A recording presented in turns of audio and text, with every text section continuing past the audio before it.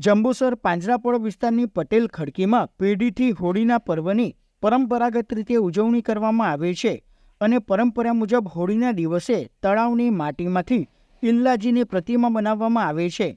સાથે ફળિયાના યુવાનો દ્વારા ધાણી ચણા સહિતનો ભોગ ધરાવવામાં આવે છે અને ધૂળેટીના દિવસે સવારે પટેલ ખડકી તથા આજુબાજુના ખડકીના લોકો એકત્રિત થઈ નનામીમાં સુવડાવી ફૂલહાર ચડાવી આરતી કરી સ્વજનની જેમ સ્મશાન યાત્રા કાઢી વિદાય આપવામાં આવે છે। લોકવાયકા મુજબ ઇલ્લાજી હોળિકાનો પ્રેમી હતો। હોળીના દિવસે હોલિકા અગ્નિમાં ભસ્મીભૂત થાય છે।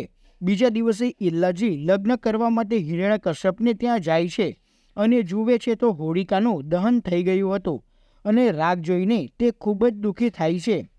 તેનું મન વિચલિત થયું અને ભાવ વિભોર બની તે રાખમાં ખૂબ જ આળોટે છે અને અલગ અલગ રંગ ઉત્પન્ન થાય છે। ત્યારથી જ આ ધૂળેટીના પાવન પર્વની ઉજવણી કરવામાં આવે છે તેમ પાંજરાપોળ પટેલ ખડકીના યુવાનોએ જણાવ્યું હતું। ઇલ્લાજીની સ્મશાન યાત્રામાં યુવાનો તેમજ મોટી સંખ્યામાં નગરજનો જોડાયા હતા। કઈ ના થવા પાછળનું મુખ્ય કારણ એ હતું કે પ્રહલાદ એ નારાયણનો ભક્ત હતો અને ઓમ નમો ભગવતે વાસુદેવાયના મંત્ર જાપ કરતો હતો।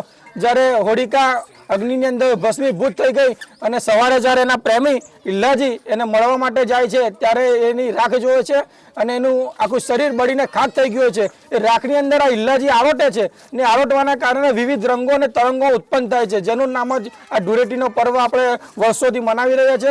અમારા પિતાશ્રી, અમારા દાદાશ્રી વર્ષોથી આ ફળિયાની અંદર અવિરતપણે આ ઇલ્લાજીની પ્રતિમા બનાવી શહેરના મુખ્ય માર્ગો પરથી અને સ્મશાન ગૃહ લઈ જવા સુધીની અવિરત પરંપરા છે।